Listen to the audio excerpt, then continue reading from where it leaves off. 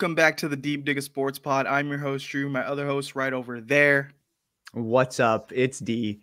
Good to see you again. Be sure to hit that like button. Be sure to comment below because we want to hear from you. But more importantly, be sure to subscribe. We want you to subscribe. We're almost at 500, so be sure to hit that subscribe button. Please. We need it. We need it.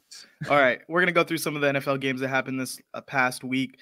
Just go one for one what we want to talk about. I'll start with the Titans versus the Dolphins because the quarterback play was rough. And I will say I was wrong about Will Levis. I was high on him coming into the season. Completely wrong about that. He's been a meme every week. Have you seen the new one where he's making like a hurt face? Like he looks really in pain. I saw someone. It was Cameron Brink getting engaged, and Will Levis looking like. So, I've seen one meme where it was like, I'm not a medical doctor, but I'm pretty sure he pooped his pants here. Yeah. Well, he gets hurt his shoulder apparently, and Mason Rudolph lights it up with 85 yards for the Titans. Have a blowout win versus the Dolphins. I know it's Snoop Huntley just got there, but is the Dolphins season over at this point?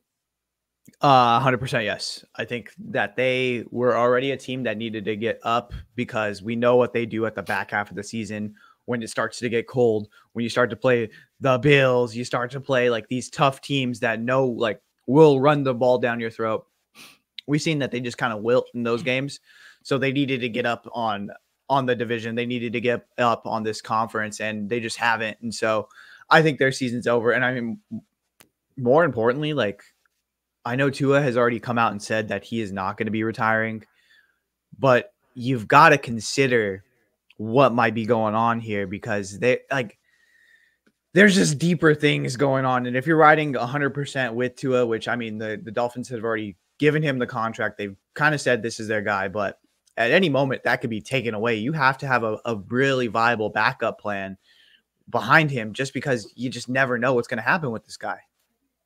Yeah, they have their own first-round pick, and I'm kind of thinking at this point, do we just not play Tua the rest of the year, tank it into the ground, see what we can get? And do you, even if Tua is like, yeah, I'm good to go, and I know Mike McDaniel loves this guy, as a front office, can you roll this guy out here next year? Or do you just say, we're cutting ties, whatever we got to owe this guy, fuck it, we're just going to dump him, and then start again with another rookie quarterback or try to bring in a veteran? I just don't know. Again, because you paid this guy a ton of money to do it. Like, do you waste those resources, or do you, like how you said, burn it to the ground and let's go get the number one pass rusher this year. Let's go get some more weapons for him because we're paying so much money for Tyreek Hill. Let's get him a grade A tight end. I mean, it would have been nice to get Brock Bowers this past year, but do you do something like that to where you just build it around him and make sure that he has the most weapons possible, or get him another offensive line, something? Do you just build around him rather than go out and get do what the Atlanta Falcons just did with, you got Kirk Cousins, but then you draft a guy and now you're looking at it like, damn, this Falcons team is really fun. Imagine if they would have got something with that first round pick that would have helped them this year. You know what I mean? I mean, I'm sure Will Levis will be available for Miami this offseason, so could be an option there. So, all right, what game do you want to talk about next? Let's do the Green Bay Packers, Minnesota Vikings, and because this ended up being a fun game. For the first 3 quarters, it was just like all Vikings the whole time, but the Vikings, I don't know what happened. They just could not put the Packers away. The Packers end up in a spot where they have an explosion in the fourth quarter. They end up scoring 22 points. They bring it to within, I believe, a 3-point game, but they can't make it over the hump and get that win. What were your thoughts on that game? I mean, most of the game, I'm thinking, why the fuck is Jordan Love playing in this game? He can't put pressure on his front leg.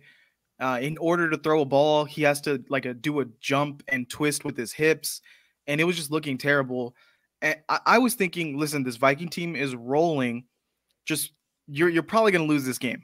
Either way, you're going to throw out a hobbled Jordan Love, or you're going to throw out Malik Willis, who the tape's kind of there on him now.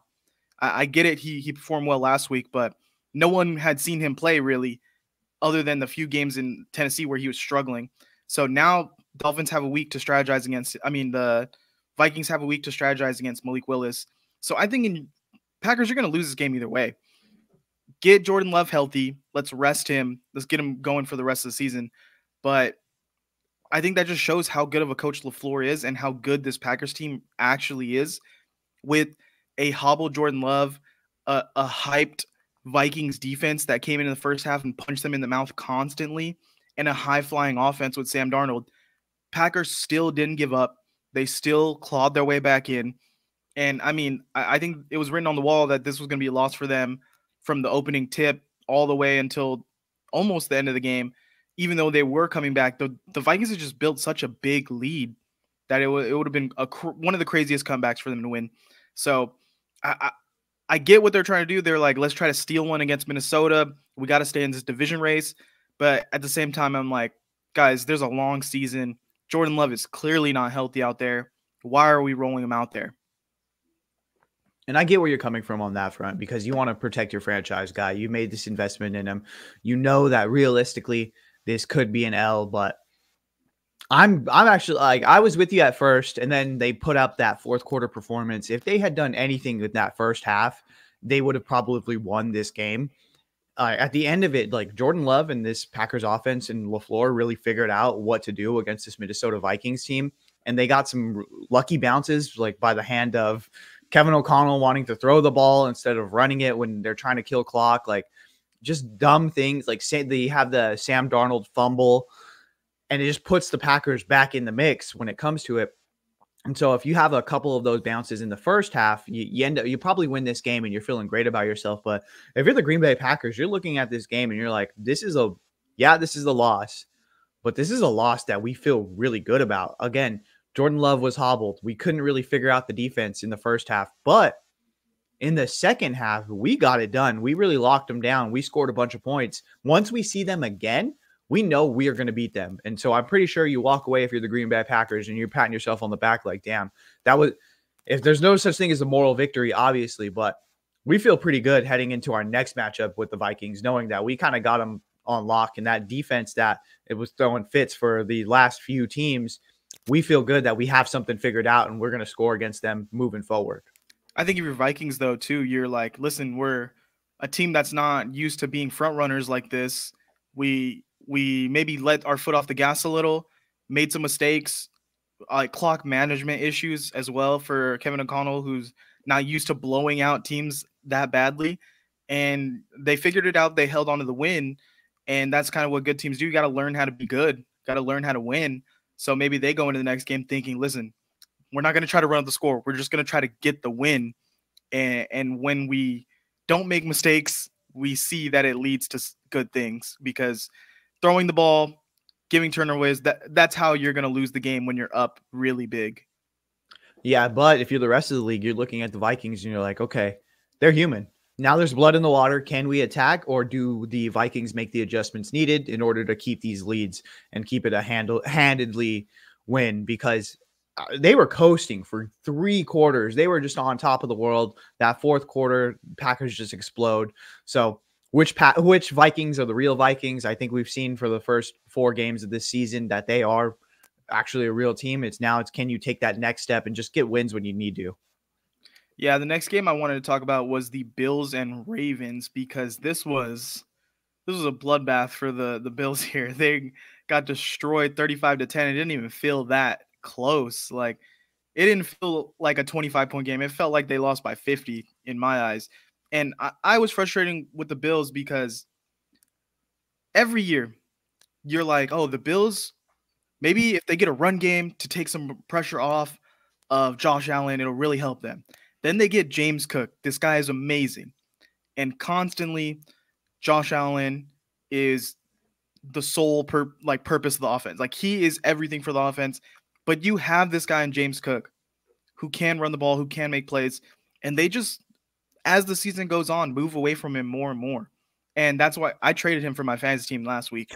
Great move for me, because I feel that coming. Like, James Cook is great, but they move off of him because they want Josh Allen to do more and more. And the second that it felt like Bills maybe were going to spark a big comeback, they run a direct snap to a running back or receiver, pitch to Josh Allen, throw down the field that gets his arm hit, almost how Purdy got hurt in the NFC Championship game.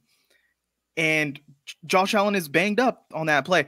That was the dumbest call I've seen in years. Why are you doing a direct snap, pitch to your quarterback, throw down? Like, you're getting too cute when you're driving. You're literally driving down the field looking great to get back on track in this game, and you just fucked it all up.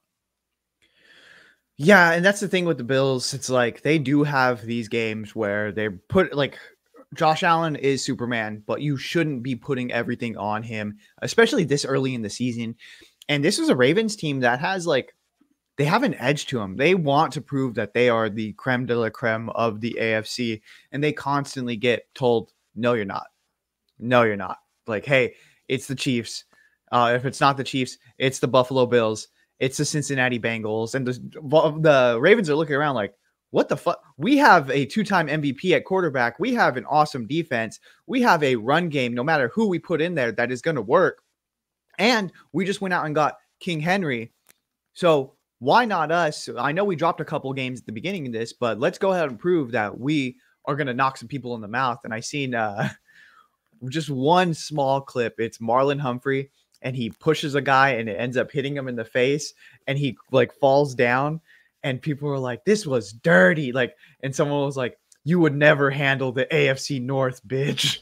And it's like, that's the type of team the Baltimore Ravens are. And when they feel like they are like on top of the world and they need something to prove, they will go out there and punch you in the mouth. And this Buffalo Bills team, I was listening to the broadcast and they were like, have they just given up too many weapons? Like, I know Josh Allen can do it with him, Harrer, and whoever, but you gave up Stephon Diggs, you gave up Gabe Davis. Like, who are these guys that he can really rely on? And yeah, you got Keon Cole, and he looks pretty good, but it's like we need the rest of the team to rally around or step up. And did we let go of too many guys? You know what I mean? Yeah, like how many years are we going to hear about like Dalton Kincaid could be really good? Like, yeah. He hasn't broken out to be like a star. He's basically Kyle Pitts in Buffalo. But the thing with this Bills and Ravens team is like 1 week, both of these teams, 1 week, they could look like the most dominant team in the league. Oh my God, nobody can stop this team ever. And the next week they just fall apart and look terrible. And that's kind of the wave with these two squads where in the playoffs, are we going to get the dominant team or are we going to get the team that makes stupid decisions and falls apart? And that's been the story for the past few years now. Yeah, that's true. And it's just one of those things, like, nothing about, like, it's, again, a solid win for the Baltimore Ravens, but it doesn't sway me either way. Like, this is a championship level team. It's like, okay, well, I've seen this song and dance before. Are they going to do this in the playoffs? You know what I mean? That's kind of the only thing. And that's kind of the only thing for both of them, these teams. It's like, okay, cool. You beat up on the teams you're supposed to beat up. You win a game that you probably shouldn't win.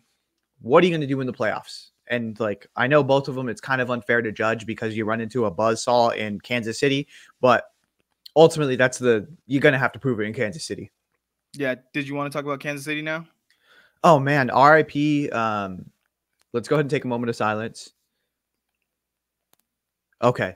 For Travis Kelce, not sure he died, but I mean, he just washed. Apparently, the Kansas City Chiefs looked like they did the Michigan Wolverines did last year when Harbaugh got suspended for tampering, and they went out there and they honored him. The coach cried on the field afterwards and dedicated it to Jim.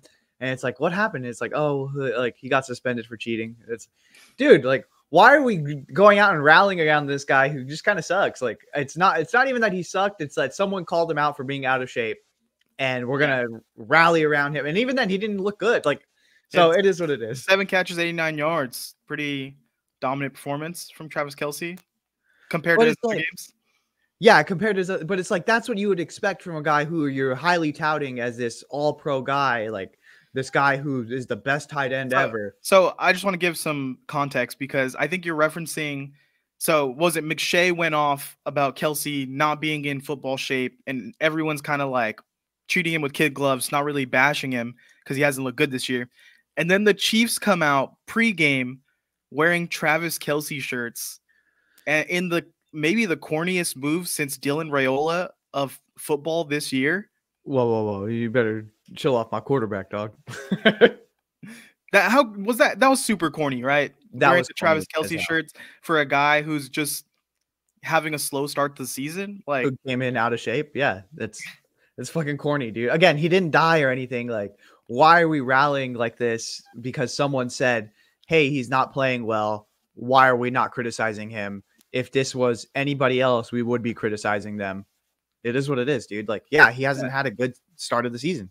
Yeah, we're not saying he's a bad player. We're not saying he can't do it anymore. We're just saying he had a slow start to the season and one person criticized him and the entire Chiefs team was like, oh, we got to ride for this guy like crazy. Like, it wasn't even saying that he's going to be like he's washed. McShay was just saying like he's going to work himself into shape going forward.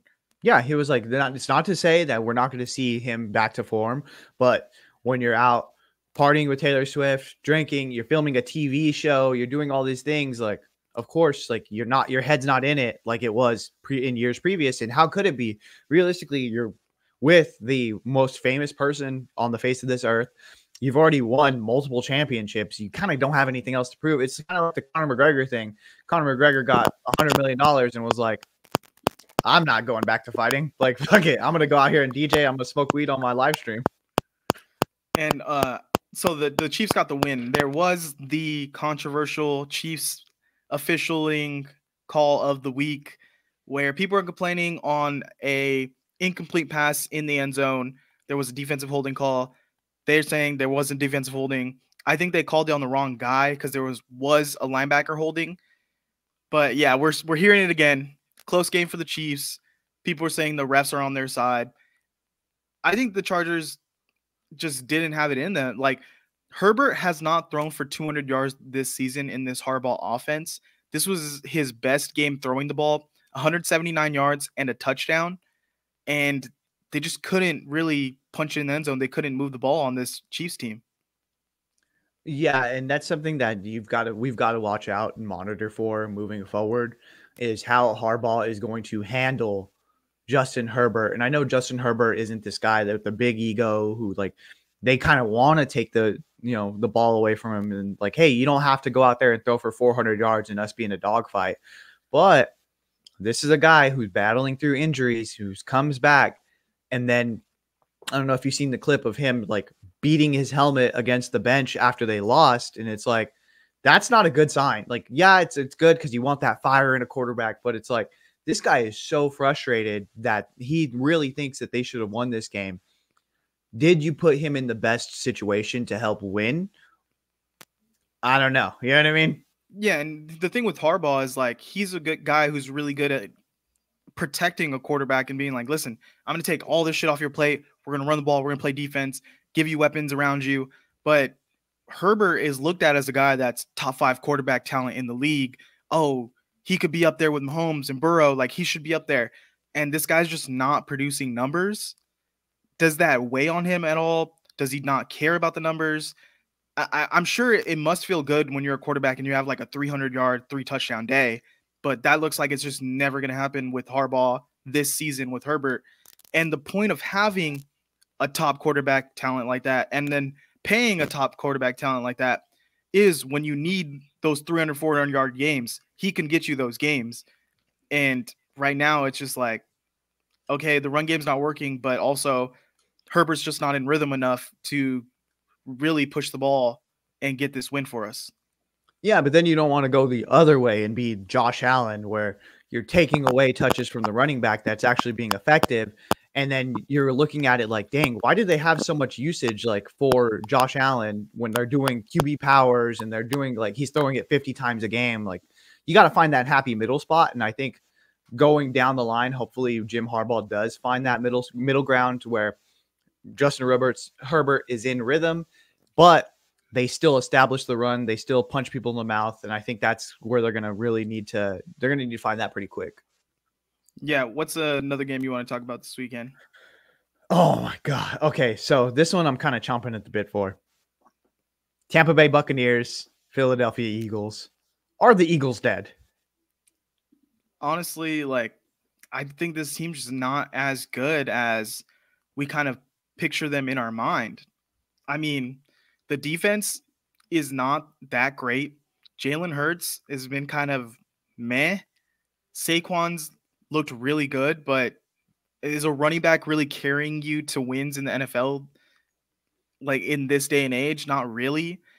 Their receivers are banged up, obviously, so that could have been what took away for a lot from Jalen Hurts this week.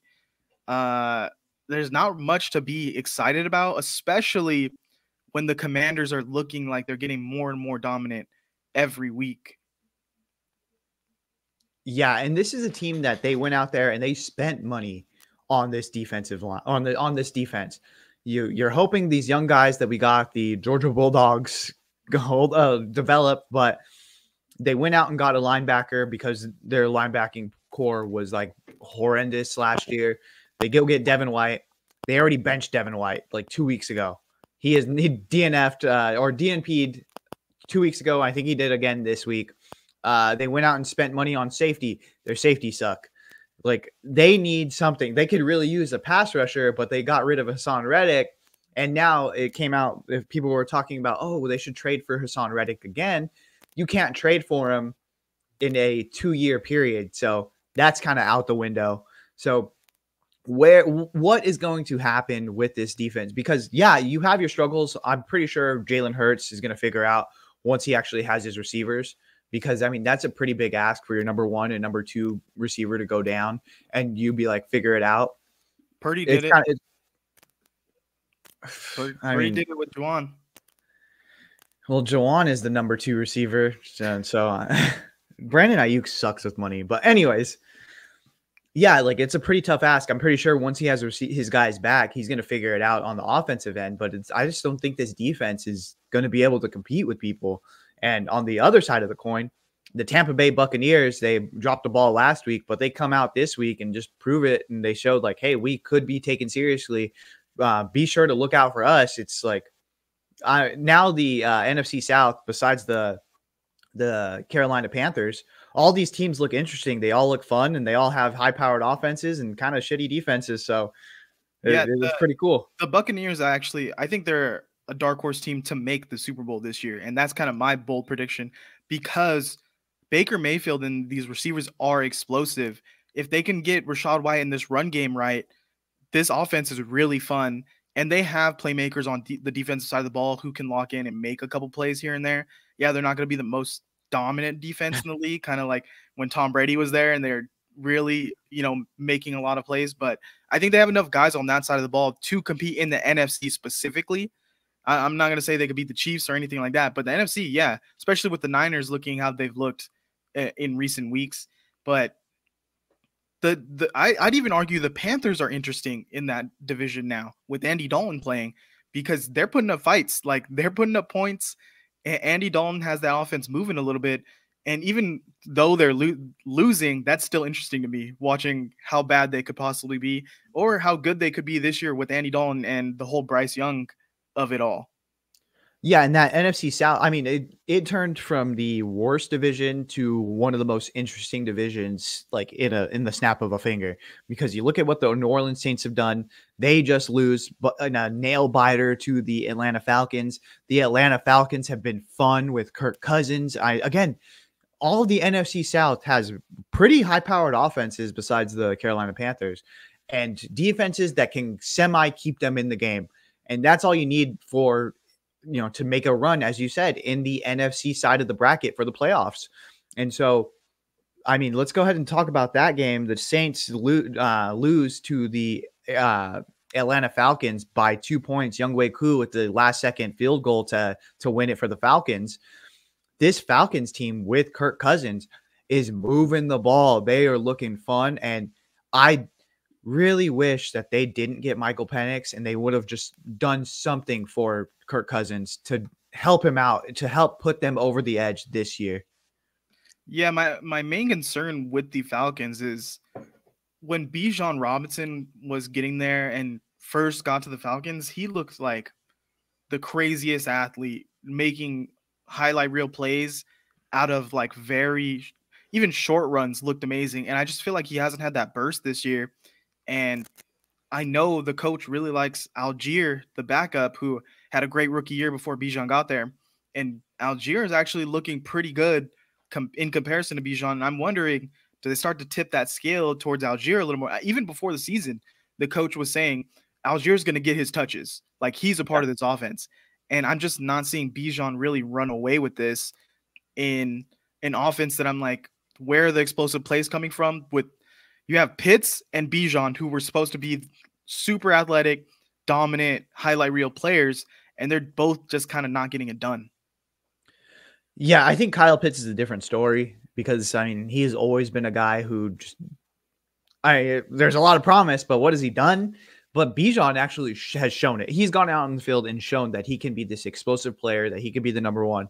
But you're 100% right. A lot of people were scratching their head when they did draft Bijan because it was like, okay, that's cool, but Tyler Algier did really well his rookie season. Why are we going to spend money where we already have something?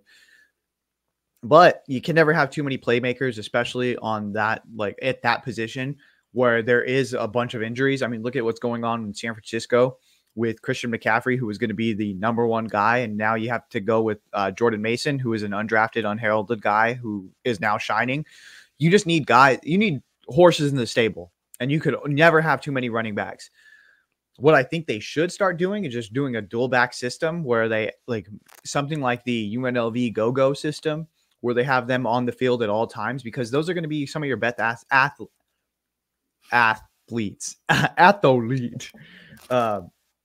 And as far as Kyle Pitts, I don't know what needs to be done with Kyle Pitts. He's just not good. He cannot catch the ball. He's falling down on almost every route. It's like, what are we doing with this guy? Like, is he too athletic for his own good? Is he running himself out of like his shoes? Like, what is going on with Kyle Pitts? Why can no one figure this out? I would say with that Falcons offense, though, Ray-Ray McCloud is having a career resurgence. I think he's looking really great for them. And Drake London is a guy. I think I was kind of questioning last year, like, what could he be? Is he like a number 3? Is he a solid 2? This guy is a number 1 receiver for this team. He makes clutch plays on third down. He's always open, and he just goes up and gets it. Like, this guy can do everything. Even though he's not the fastest guy, he knows how to position his body. He's a big dude, and he has enough speed to get these deep routes. So I'm loving Drake London, what he's doing. Well, and yeah, that's like the perfect guy for Kirk Cousins.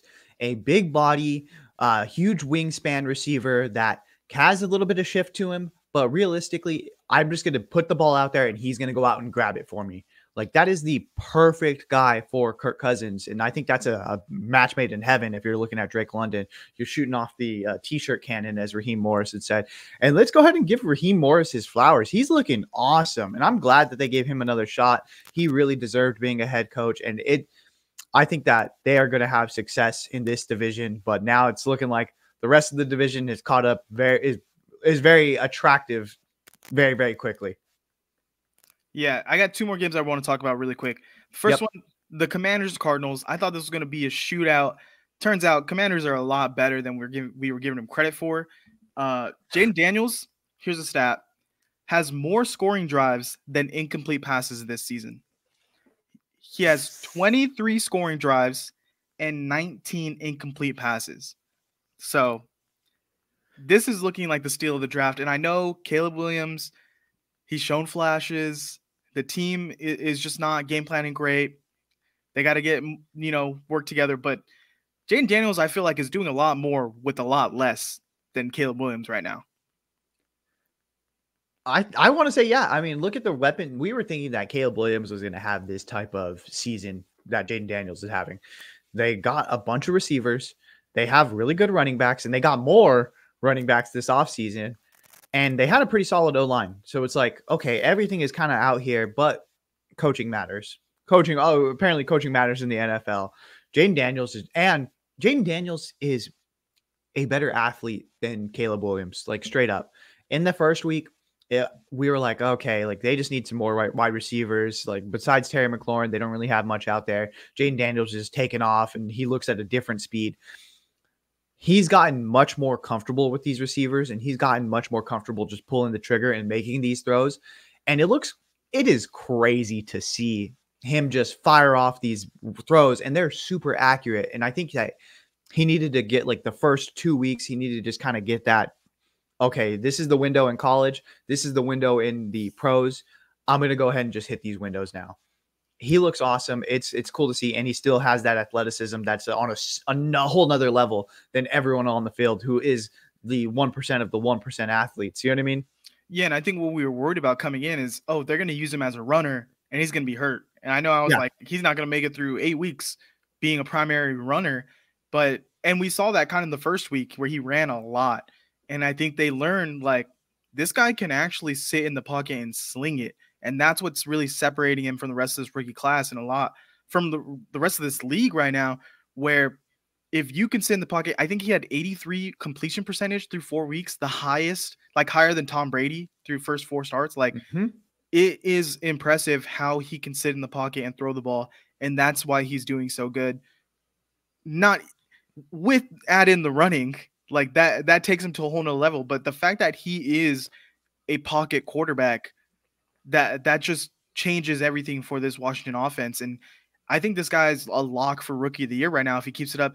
And I really want to compare it to Anthony Richardson, where it's Anthony Richardson can throw it. He can sit in the pocket sometimes, but he runs. His default is first read, run, try to run someone over. And I think Jayden Daniels learned in the first week, I can't be doing this shit. Like, I need to sit in the pocket, try to make my reads and throw the ball because his body's not going to handle it. And I think Anthony Richardson hasn't learned that, where Jayden Daniels learned it in a week. And also, we'll take into account, again, coaching in the NFL matters. They have Dan Quinn, a very certified NFL head coach, but then they also have at OC, Cliff Kingsbury, a guy who's been around, played a lot. Like, obviously, he has his playing career, but he has his career as an OC in college. He was a head coach, offensive head coach in college. He goes to Arizona. He coaches Kyler Murray. He knows what doesn't work, what does work. He comes over here and he plays the game plan perfectly. He really highlights what Jayden Daniels does, and he makes sure it kind of hides the weaknesses amongst that offense as far as the weapons, and he schemes things up pretty good. Yeah, really quickly, last game I want to talk about here. The Jets lose to the Broncos 10-9. I think this is a fire Hackett game. Hackett, the offense is bland. We've been saying it all year. They had one good game, and Rodgers just is not. He put up 220 yards. It felt like he didn't put up anything because they're just not driving the ball down the field. And with all these weapons here, why is this not working? It's just weird. It just feels so stagnated. But, I mean, I don't think that they are going to fire Hackett because that is Rodgers' guy. And again, like, that's kind of like this whole New York Jets Aaron Rodgers experience has been him holding them hostage. I mean, look at last year. He makes the proclaim, like, I'm going to be back. And I think he was just like kind of saying that out of his ass so they didn't go out and get another viable quarterback. They ended up sticking with Zach Wilson. And then once it started to look like they were going to be out of the playoff race, then he's like, okay, actually, you know what? I'm going to go ahead. I could come back, but I'm thinking maybe I'm going to shut it down. And it's like, dude, like, you held them hostage this whole time. We had Nathaniel Hackett. You can't fucking coordinate to save his life. Like, what are we doing here? And then again, this year, he came out and said, oh, well, Nathaniel Hackett, he's great. He gets a lot of the crap when we lose, but if we win, he gets none of the credit. And it's like, yeah, because you guys are doing stuff despite Nathaniel Hackett, not because of Nathaniel Hackett. And things haven't looked good. Like, they were better off keeping the LaFleur brother rather than moving to Hackett. Even when it looked good, it wasn't like it was anything innovative. It was kind of basic, but they have playmakers. It's like Garrett Wilson and even Alan Lazard, I think, has shown that he's a pretty solid wide receiver 3, wide receiver maybe borderline 2.